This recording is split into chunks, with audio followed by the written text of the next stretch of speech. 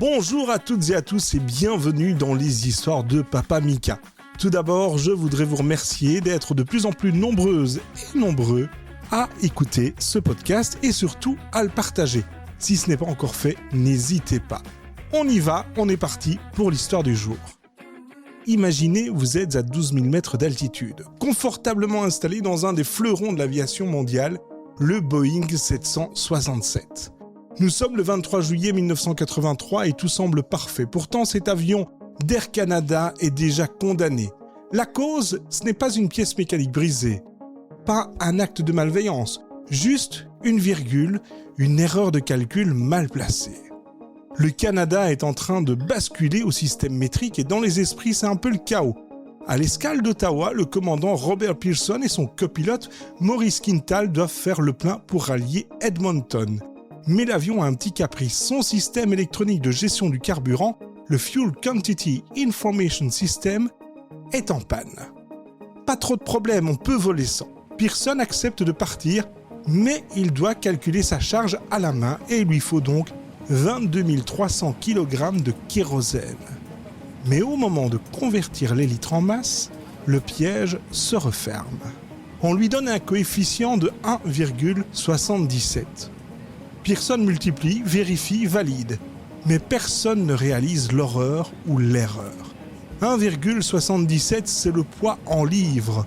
Pour obtenir des kilogrammes, il aurait fallu utiliser 0,8.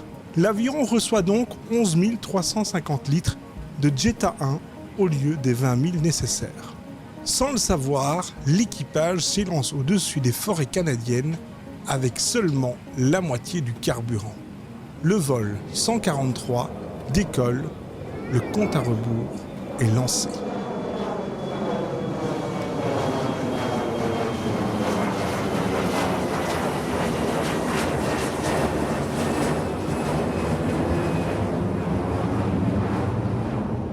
À mi-chemin au-dessus de Red Lake, en Ontario, le cockpit s'anime. 4 bips, une alerte de pression de carburant sur le moteur gauche. Pearson et Quintal pensent d'abord à une pompe défaillante, ils l'éteignent en espérant que la gravité fera le reste. Mais l'ordinateur de bord est formel, le moteur gauche est en train de s'éteindre et il meurt. Pendant quelques minutes, Pearson lutte avec un seul moteur, tentant de dérouter l'avion vers Winnipeg. Le stress est à son comble, mais ils ont encore de l'électricité, encore de l'espoir. Un avion comme le 767 peut voler avec un seul moteur. C'est alors que le son que Pearson n'oubliera jamais dans sa vie déchire le cockpit. Un bang, lugubre, terrifiant. Le moteur droit vient de s'arrêter à son tour. En une seconde, l'avion de ligne le plus moderne du monde à l'époque s'éteint totalement. C'est le dark cockpit. Les écrans digitaux deviennent noirs, les radios se taisent, le silence qui envahit la cabine est indescriptible.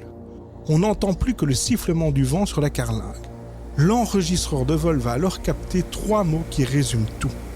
Oh fuck it. L'avion perd alors sa pression hydraulique. Les commandes de vol deviennent des blocs de béton de 132 tonnes. Sous le fuselage, une petite hélice de secours, la rate, sort dans un fracas métallique. Elle tourne grâce au vent relatif et redonne un petit souffle de vie aux gouvernes. Mais c'est une lutte physique. Pearson doit diriger ce géant à la seule force de ses bras. À côté de lui, Quintal sort une règle de calcul. En utilisant l'altitude d'un cadran mécanique de secours et les radars de Winnipeg, le verdict tombe. On n'atteindra jamais Winnipeg, on va s'écraser, dit-il. C'est là que Quintal se souvient de Gimli, une ancienne base militaire de son affectation lorsqu'il était militaire. C'est leur seule chance. Ils plongent vers elle, guidés à l'aveugle par les contrôleurs aériens, mais le destin leur réserve un dernier tour cruel. Gimli n'est plus une base militaire depuis 1971. C'est devenu un circuit de course, et ce samedi-là, c'est le jour de la famille. La piste est noire de monde, de caravanes, d'enfants à vélo qui n'entendent pas le géant de 132 tonnes fondre sur eux dans un silence de mort. Pearson réalise l'horreur. Il arrive trop haut, trop vite. S'il plonge, il explose. Il tente alors l'impossible. Une glissade sur l'aile, telle qu'il le faisait lorsqu'il était pilote de planeur. Il incline le Boeing de 60 degrés, le flanc face au vent, Dans la cabine, vous imaginez, c'est la panique. L'avion hurle sous la pression. Au dernier moment, Pearson redresse. Le train d'atterrissage n'est pas totalement verrouillé. Et c'est en réalité ce qui va les sauver. Oui, le train principal est bien verrouillé, mais pas la roulette de nez. Le nez percute alors le bitume à 300 km/h dans un déluge d'étincelles. Le métal laboure la piste, arrachant le rail de sécurité en acier qui sépare les spectateurs de la mort.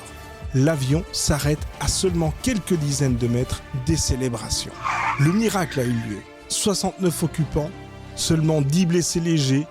Le fameux Charlie Golf Alpha Uniform November qui était l'immatriculation de l'avion est désormais surnommé le planeur de Gimli. Il restera en service jusqu'en 2008. La morale de cette histoire, la technologie la plus sophistiquée peut nous trahir pour une simple unité de mesure. Mais quand les moteurs se taisent, le sens de l'air d'un homme et la mémoire d'un copilote restent nos ultimes boucliers. C'était Papa Mika, restez vigilants car l'extraordinaire n'attend qu'une erreur de calcul pour surgir. À bientôt.